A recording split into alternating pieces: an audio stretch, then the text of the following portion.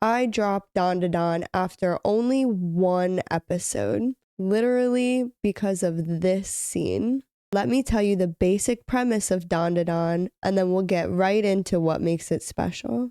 It starts out with your typical socially awkward boy meeting your typical tsundere girl. The main difference is that he's really into UFOs, UAPs, and aliens, but she's not.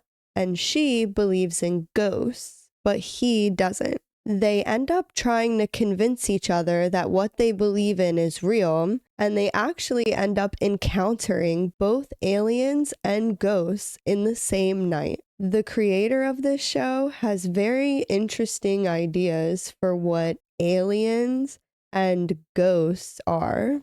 But by the end of the night, the girl, whose name is Ayase, believes in aliens now that she's literally been kidnapped by them. And now the boy, Okarun, believes in ghosts since he was literally possessed by one. But like I said before, I caught too weird of a vibe from episode 1 and I dropped the show.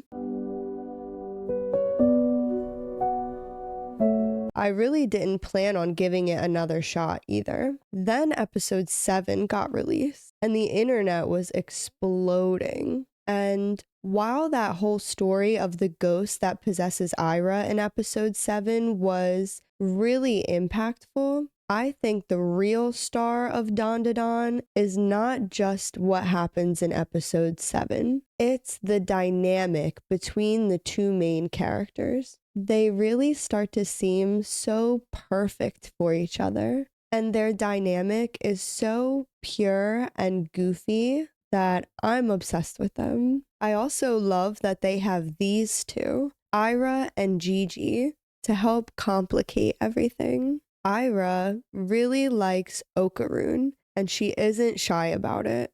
And Gigi is Ayase's childhood friend, and he likes her, and he also isn't shy about it. The way that these 4 characters interact with each other really makes them all feel important to the story. And we all hated Ira at first. The fact that the creator was able to make you like Ira after the way she was first introduced is crazy. Another thing I really like about this show is the idea that everything has an aura around it. Ayase's grandmother says that bushes and rocks have them too, suggesting that literally everything in the world has its own aura, even non-living things. And part of Ayase's power is that she's able to take hold of these auras and move them however she wants. Another thing that stood out to me about Dandadan was when they introduced Ayase's grandmother and she looked like this. She's hot and young looking and a total psychic badass.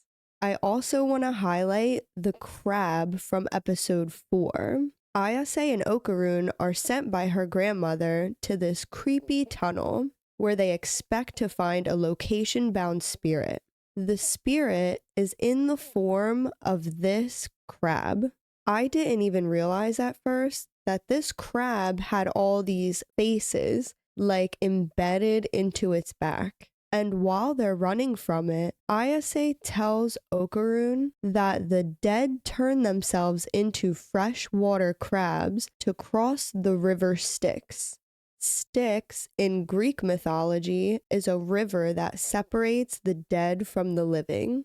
After Ayase defeats this crab, it pretty much explodes and disappears, and all you can see are a group of young girls in school uniforms fading away shortly after the crab does. Ayase's grandmother tells them that this tunnel was the site of a string of horrific murders of young girls. So the spirits of those young girls had somehow manifested into this crab, I thought that was pretty wild.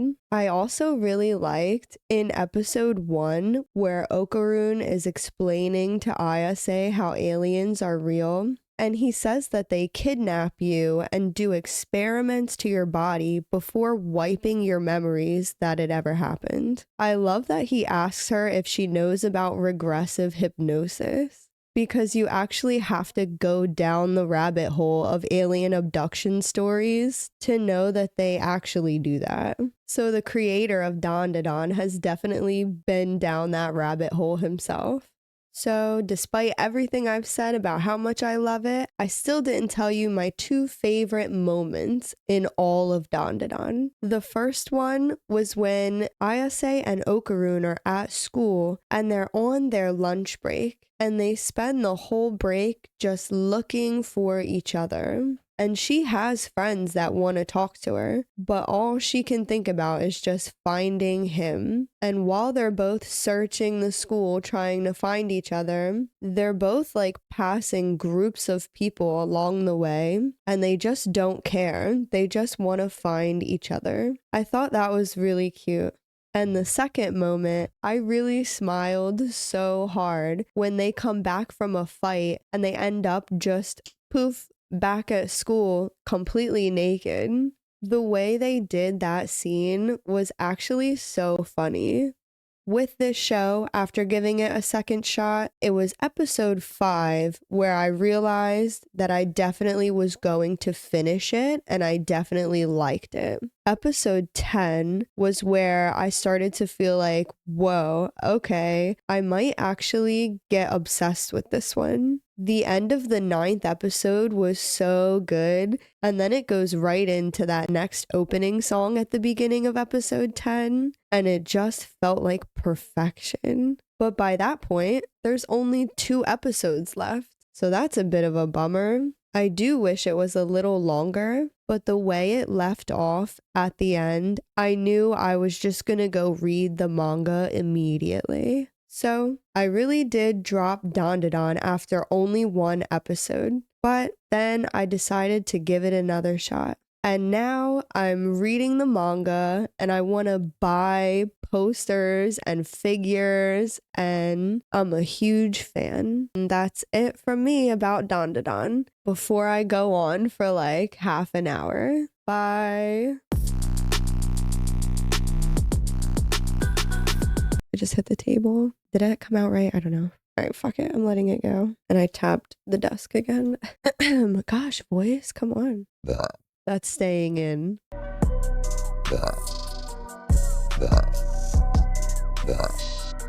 think I'm gonna burp again. Damn it. All right, I'm done.